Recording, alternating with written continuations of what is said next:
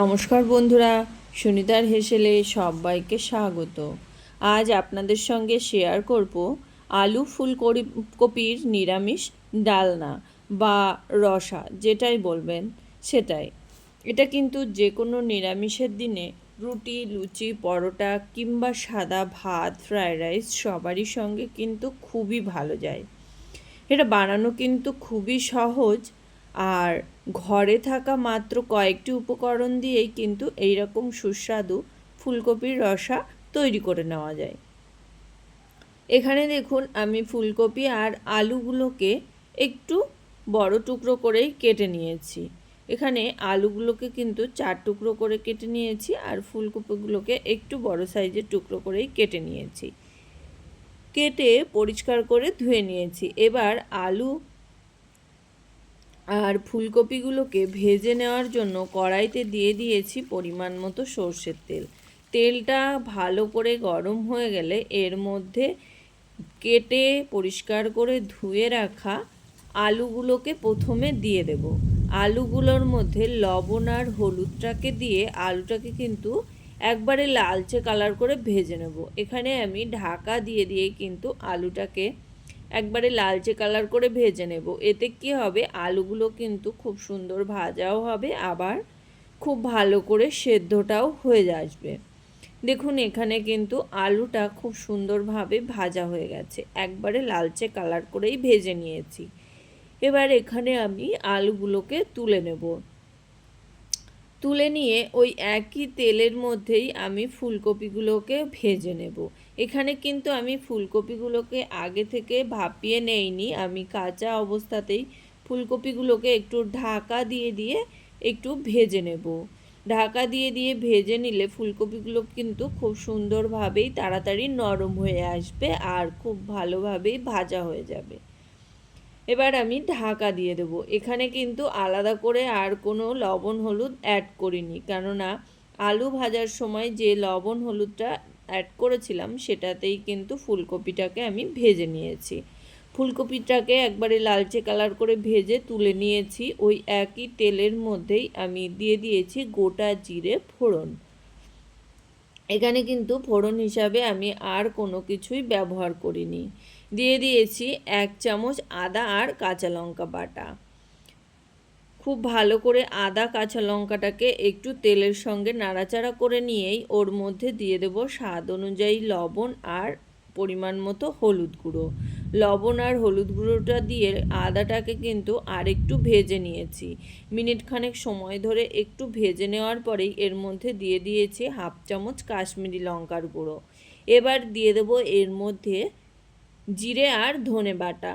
আজ কিন্তু ফুলকপির ডালনাটা একদম বাটা মশলাতেই রান্না করে আপনাদেরকে দেখাবো। এই রকম বাটা মশলা দিয়ে তরকারি রান্না করলে কিন্তু এর টেস্ট অসাধারণ হয়।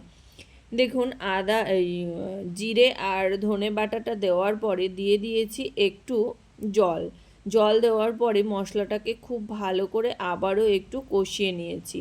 এবার এখানে দিয়ে দেব, আমি এখানে 5 থেকে 6টা মতো কাজু আর 1 চামচ পোস্তকে মিহি করে বেটে নিয়েছি, সেটাই এখানে দিয়ে দিয়েছি। এখানে আবারও একটু জল দিয়ে দেব, দিয়ে খুব ভালো করে মশলাটাকে কিন্তু কষিয়ে নিতে হবে। তরকারির টেস্টটা খুব ভালো আসার জন্য এখানে আমি স্বাদ অনুযায়ী একটু চিনি ব্যবহার করেছি। চিনি দেওয়ার পরে খুব ভালো করে কিন্তু মিশিয়ে নিয়ে মশলাটাকে খুব ভালো করে একটু কষিয়ে নিয়েছি। দেখুন, মশলা থেকে যখন তেল ছাড়তে শুরু করেছে তখনই আমি এর মধ্যে ভেজে রাখা আলু আর ফুলকপিটাকে দিয়ে দিয়েছি।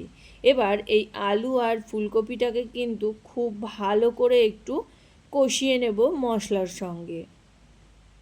হাতে ওই 2-1 মিনিট সময় নিয়েই মশলার সঙ্গে আলু আর ফুলকপিটাকে কষিয়ে নিতে হবে, কেননা ফুলকপি আর আলু কিন্তু অলরেডি খুব ভালো করেই ভাজা আছে, আর মশলাটাও কিন্তু খুব সুন্দরভাবেই কষানো আছে।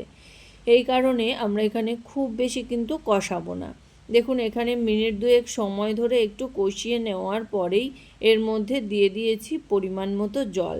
জলটা দেওয়ার পরে খুব ভালো করে মিশিয়ে নিয়ে এখানে ঢাকনা দিয়ে ঢেকে রান্না করে নিয়েছি আলু ফুলকপি সুসিদ্ধ হওয়া পর্যন্ত।